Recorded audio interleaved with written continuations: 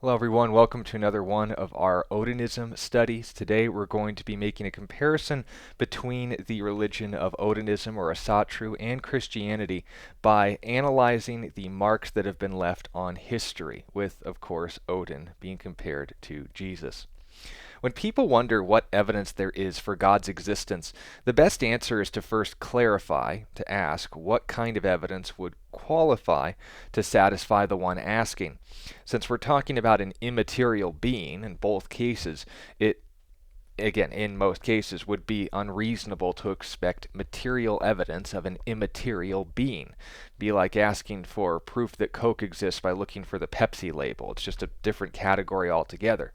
Now, unless, of course, these immaterial beings happen to have entered into our material universe and interacted with it in some way. You see, we can't test them, but we can test the people, places, and things they interacted with in order to confirm whether or not they are interacting with the same reality we are today. Again, we call this history. And when testing anything in history, there are always two things that will make your score of reliability go up. As is your evidence closer to the actual event, and how much evidence do we have? We will apply both to the Bible and the Eddas as the collection of evidence available to both religions, and as to whether or not they are testable, and if the records themselves are reliable. So starting with the Eddas, I want to ask four questions that will hopefully clarify those two.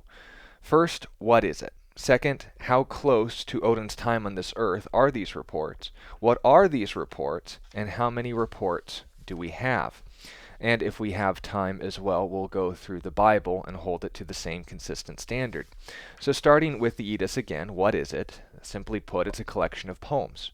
The Eddas is divided into two categories. The Greater Eddas is a collection of poems attributed to Odin through oral tradition that passed down through the centuries within Norse culture. Now, this isn't just limited to Iceland or Scandinavia. This is all from Germany and Denmark and all of the northern European world. Now, likewise, the Lesser Eddas is a summary of these stories in a broader sense that were both compiled, the Greater and the Lesser Eddas, by a man named Snorri Sturluson and possibly Saemund the Wise between the 11th and the 13th century in the modern era, or AD. The first half discusses the interactions with the Aesir, especially Odin, and what he did in this world, and the second half discusses the heroes who had interactions with the Aesir within this world, the most prominent of which is the family of Helgi and his interactions with Odin and the Valkyries. Now, how close to Odin's time on this earth are these reports? The simple answer is it would have to be, if we're being generous for our Odinist friends, beyond all of recorded history, or 7,000 years before Christ, so around 9,000 years before today. Simply put, we don't know. And the oral tradition that went before this time certainly existed before it was collected. Before the 11th century, we have a good starting point there. And in terms of ancient history, that is very recent when compared to the other texts and records that we have access to.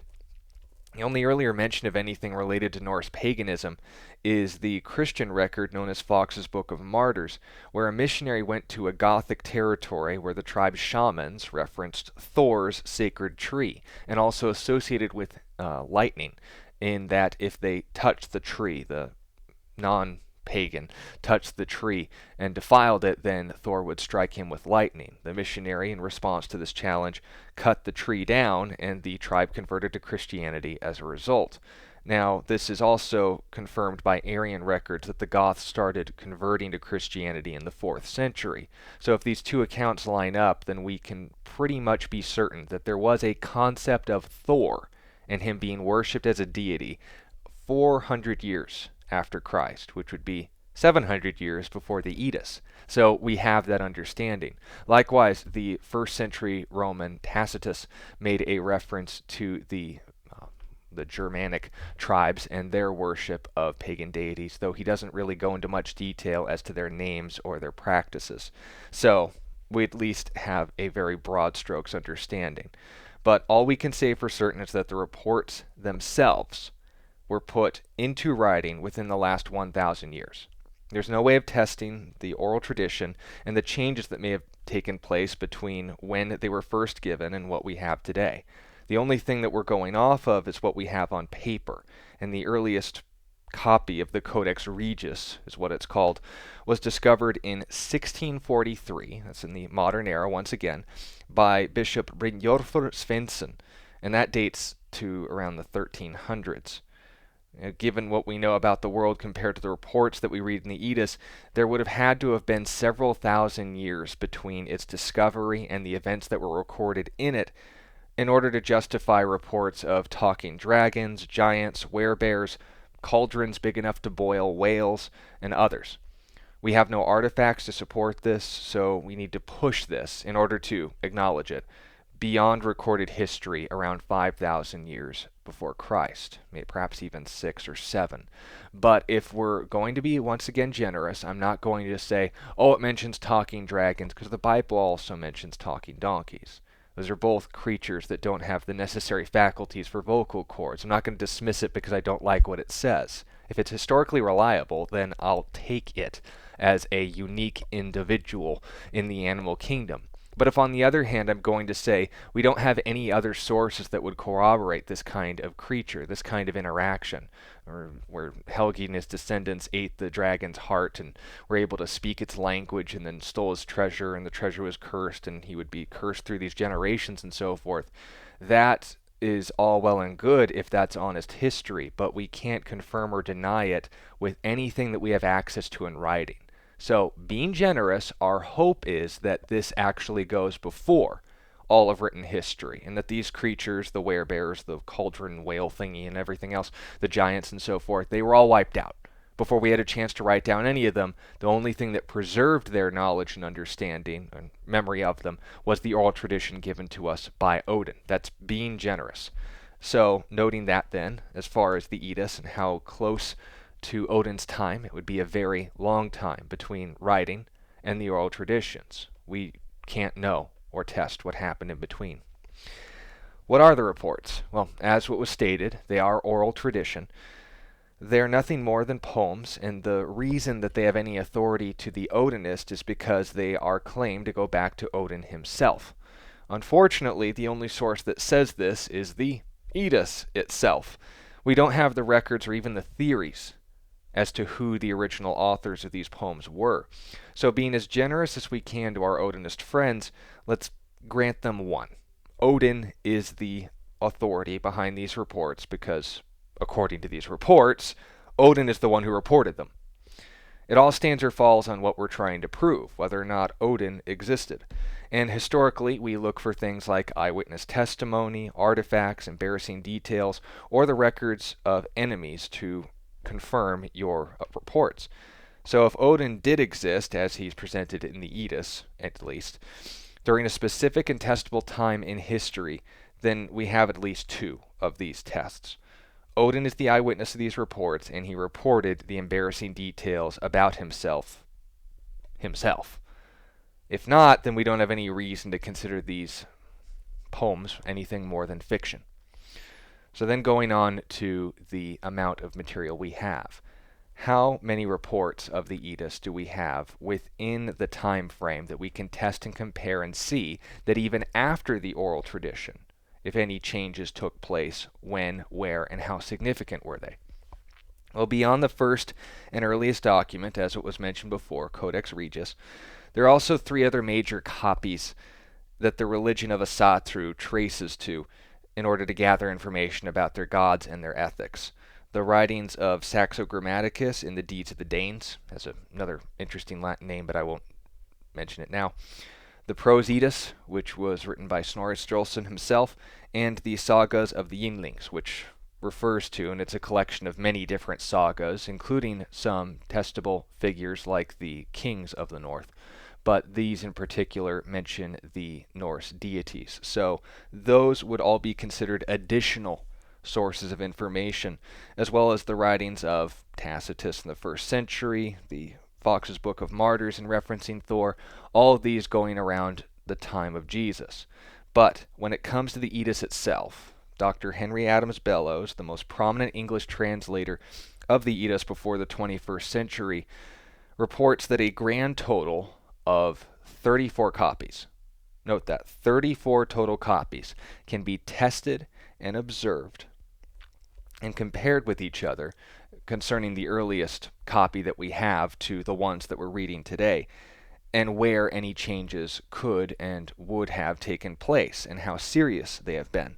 And also note, many serious changes have been discovered. Almost a full quarter of the Eddas that we're reading today was not in the original, and 9 of the poems that form some of the most foundational information about the Norse deities aren't in the original Eddas at all, most particular of which would be Baldur's Drama and Voluspo.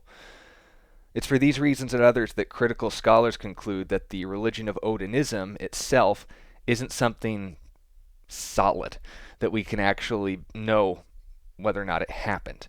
And that's not really the sort of thing that we can test or verify. And when it comes to the sort of things that we are putting our eternal security in and our standard for ethics and morality, we want stability. So as far as the realm of testable information, 34 within 1,000 years of history, let alone 900 or 800, is not a lot. We have every reason to believe that the oral tradition goes before the Eddas, but given the rate of change and introduction and alteration that has taken place within the last couple centuries, it doesn't bode very well. Given how little information we have to go on, how late the information from the original events it provides to us, and most importantly, the information itself is only testable by itself. This is why the majority of historical scholars would just put it in the realm of mythology or fiction and move on. But we're not here to do that. We're here to give these a fair bet and make a comparison. Which one do we have more evidence for? How can we know whether or not our gods, or our God, in the case of Christianity, exists, and if he is interacted with this material world in a testable and verifiable way?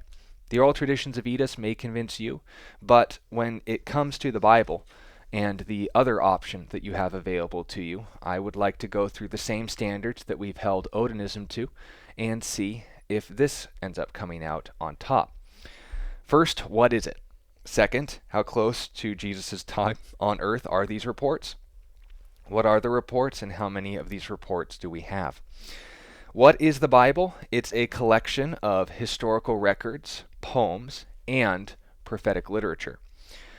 The Bible is divided into 3 categories and also categorized into 2 historical sections.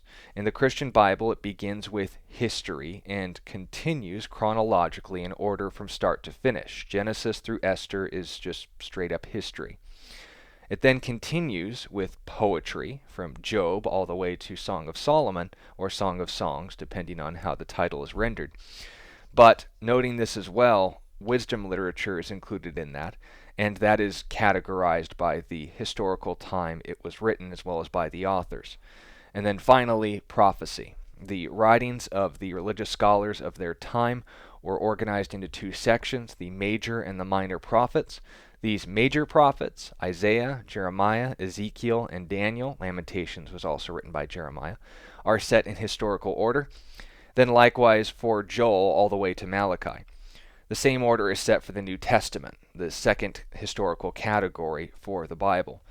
This, of course, has most of its names, for the books at least, named after their author, but the gospel biographies of Jesus are set in the order that they were traditionally written in. Some would argue Mark became before Matthew, and the people that were actually there during the time of the original apostles said that Matthew came before Mark, so who would you take the word for? I'll leave that in your hands. But Romans through Jude are organized by author, and then finally Revelation is concluding with a prophetic word written by one of the last surviving eyewitnesses of Jesus' resurrection, that is the Apostle John. These books are usually named, again, after their author, with the exception of the books of Kings, that's 1st and 2nd Samuel, 1st and 2nd Chronicles, and 1st and 2nd Kings. 1st and 2nd Samuel weren't just written by Samuel, because Samuel dies before the completion of 1st Samuel. It was also written by Nathan and by Gad, who were the historians and head of the school of prophets at this time. Chronicles was written by Ezra and his followers after the Babylonian exile. The first 5 books of the Bible are known as the Books of Moses, in attribution to their physical author, and the Psalms include pretext of their author and setting. The others that identify their author, at least, usually do so within the first chapter, if not the first verse. Those that don't, Job, Hebrews, the Orphanic Psalms, and Malachi, are tested on their content rather than their creator. So, that's the Bible. How close to Jesus' time on earth are these reports? And let's just narrow it down to the New Testament. The earliest complete copy of the New Testament is the Codex Sinaiticus, which is dated to the 4th century AD. So that's around 300 years after the fact, compared to Norse mythology, which would have to be thousands of years after the fact, given the information we have. The earliest evidence of the Bible's existence is the P51 fragment in John Ryland's library of the Gospel according to John. It's about as big as a credit card, but it contains passages in Greek from the Apostle John and has been dated to around a decade or so from the original. It also is important to note that the earliest dated record of Christian belief and doctrine, so oral tradition to oral tradition here, is quoted for us in 1 Corinthians 15, 3 through 7. And according to atheist and liberal scholars, this is an ancient creed that early Christians would memorize to understand what they believed without widespread access to Bibles for personal study. Before the invention of the printing press, you couldn't just hand Bibles out for people to take home. These all had to be hand copied. That wasn't an easy process. And the first 300 years of Christianity, you would be charged with a capital crime if you had this sacred text in your possession. According to these scholars, I can name 3 right off the bat: Bart Ehrman, John Dominic Crossan, and James D.Z. Dunn. All date this creed, 1 Corinthians 15, 3 through 7, within months of the first Easter. And this creed includes a report of Jesus of Nazareth's death, resurrection, and deity, along with the eyewitnesses to verify that the event by which the authority of the rest of the Bible is based on is established history. So with that then laid down, we have at least 2 years, the first solid information as far as the events themselves and the first writings of the early Christians, all of which, by the way, were put into circulation and completed by the end of the 1st century, so around 90, during the reign of Diocletian, I believe. Now, what are these reports? The information that we're given in the Bible. Well, it was mentioned briefly before, but I'll reiterate. Eyewitness testimony, records of prayers, ancient song lyrics, early creeds, and personal letters, among other things. The Bible is a collection of many different forms of literature. It's not just limited to poetry. And with their own historical context and authors to set up the best method for understanding each one, we need to understand that anyone could have written about the God of Israel and suggested it for inclusion in our Bibles today. But there are reasons the Gospels of Matthew, Mark, Luke, and John are included, and the Gospels of Thomas, Judas, and Peter weren't. First, the latter 3, Thomas, Judas, and Peter's Gospels, weren't written until a full century after their authors died. Either these publicly documented executions in India and Jerusalem and Rome, noting that Jerusalem, by the way, that's a multiply attested suicide, was exaggerated, or these individuals were using the names of eyewitnesses to gain attention at the cost of integrity. Likewise, the books of the Apocrypha in the Old Testament, Judith, 1st and 2nd Maccabees, 1st through 5th Enoch, Tobit, Wisdom of Solomon, and so forth. These books of the Apocrypha weren't in the Jewish Tanakh, which is what they refer to as their Old Testament, Christian or otherwise. And also they aren't in the Old Testament for Christians either because A, they included historical errors, and they never claimed to be historical or on the cultural authority as their scripture, for that matter. They didn't just gather writings that had something to do with Israel and her God. They tested them according to the standard of Moses given to us in Deuteronomy 18:18 through 22. And then that includes Jesus, by the way. They didn't listen to a single word that he said until they could verify that he spoke in the name of the God of Israel, beginning with the first person to publicly demonstrate that as a fact. So, continuing on then, how many reports do we have? Well, the short answer is more than any other document in the ancient history of literature. 6,000 plus in Greek, 10,000 plus in Latin, and over 9,000 in various other languages. And that is at the last time that this has been counted. Now, understand that until the time of Napoleon Bonaparte, and his conquests of Northern Europe, there wasn't a lot of digging being done with the intention of finding anything for research. Usually if you were digging for something, it was either looking for gold or looking for things that had gold on it that you could sell. When value began to be placed on evidence of ancient cultures and knowing the difference between embellished and actual history, we began looking for more than just what sparkled. And the tests, what we know as historical criticism, for better or for worse, actually saw their maiden voyage being used on the Bible itself. In these searches for confirmation of how testable Christian scriptures actually were, the numbers of fragments and whole copies were numbered in the tens of thousands. For contrast, the only more supported document in history is Homer's Iliad with, I believe, 643 the last time they counted. So, in conclusion, the Eddas and the Bible both form the primary documents and records of their gods, or God in Christianity's case, interacting with this world in moments of history. And based on these facts, we can test that the Bible, first, is a collection of documents whose authors can be tested to have lived during the times that they reported. The Eddas only has one author who gathered oral tradition, Christian by the way, without the ability to test how they were passed on until centuries, if not millennia, after the original was given by Odin. Second, the Bible reports information about people, places, and things that can be tested historically.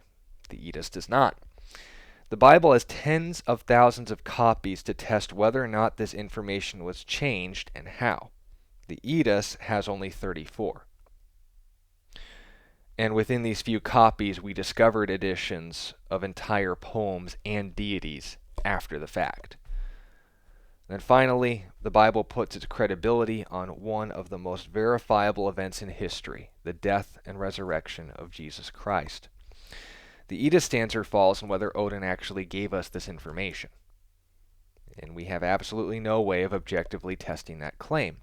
If you want a God who has interacted in this world in a way that we can actually prove, I recommend Jesus Christ. But if you want a religion that requires more blind faith than assuming that you're a walrus while human faculties continue to be demonstrated in front of your eyes and mirror, by all means choose Odinism. But understand that these are the facts on the table. This is the information that we can test. And the more we have to test, the more reasons we have to trust. So let me ask you, what do you trust? Ones with more proof? Or the ones that couldn't prove their way out of a court case? Thank you for your time and listening to the study. If you have sincere questions, leave them in the comments below, and they will be answered with the full respect that they deserve. If you would like to have other topics discussed, I will be more than happy to address them, but most importantly, if you know someone who perhaps is uninformed about the information and testable facts behind these religions, Christianity or Odinism, feel free to share this with anyone you feel would be blessed by it. I want to thank you for your time, for blessing me and joining me in this time and study, and I hope that it's equipped you not only to be able to know that your faith can be tested, but how it ends up looking when it comes out the other side. I look forward to talking to you all again soon. God bless you.